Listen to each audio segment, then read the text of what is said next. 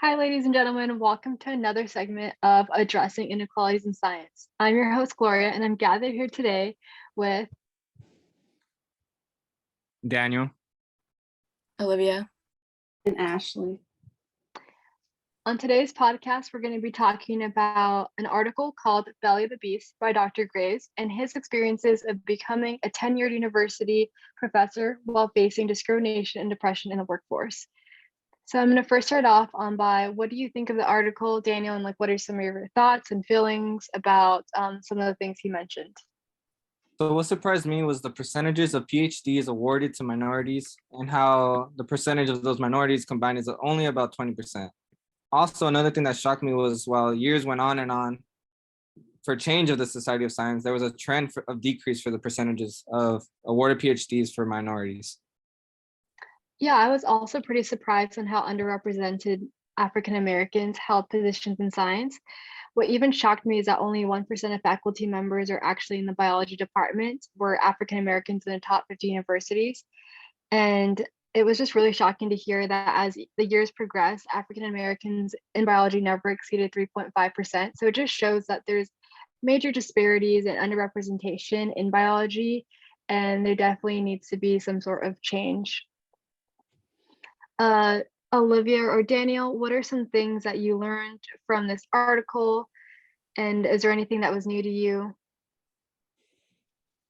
Yeah, the info that was new to me was the discrimination and the comfort of one calling us losers or bigoted words just to bring us down and not be able to succeed. So this will help me learn more because success is the best revenge. I want to learn more about recent years and the graphs of the 2010s or recent 2020s for upgraded results of minorities and their success over systemic racism. Yeah, and kind of going off of what Daniel said about discrimination. When reading the article, I learned more about how non-minority scientists oppose the idea of programs that were created by the NSF and the NIH to essentially recruit minority postdoctoral researchers. And so when reading this, it further confirmed that people of color continue to be discriminated against until this day. Yeah, and I think an important thing that Dr. Graves mentioned is unwritten rules.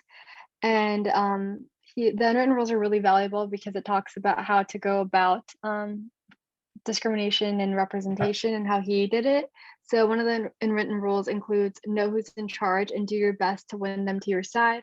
Secondly is know the power relations that various stakeholder groups in your department, college, and in university. And just note that it's usually white men holding this power. And then 3 is just be careful who to trust. You don't want to be too trusting of people. And then fourthly is choose your battles carefully. So if you do to fight a battle of systemic racism, make sure that you win the battle and it's with your best efforts. And then 5th is just keep your personal and professional life separate. You don't want your personal actions to reflect your professional work. I feel like unwritten rules are rules that aren't necessarily printed, but can be used to say good or bad feedback and how you handle a situation. Being careful who you trust and knowing who's in power and always being on the good side will perfectly aid to your success. Never antagonize or go against someone simply just because you don't like them, because in the long run, you're going to have to end up taking so many punches and face so many obstacles just to reach your success. Yeah, and to just add on to Dr. Graves' second unwritten rule about power relations and oppression, I thought that was interesting and necessary that he talked in depth about oppression, not just in forms of race, but also in relation to gender. From a race standpoint, Dr. Graves mentioned how white men and women hold more power over people of color. But then when you look at it from a gender perspective, men are placed in a higher position of power than women.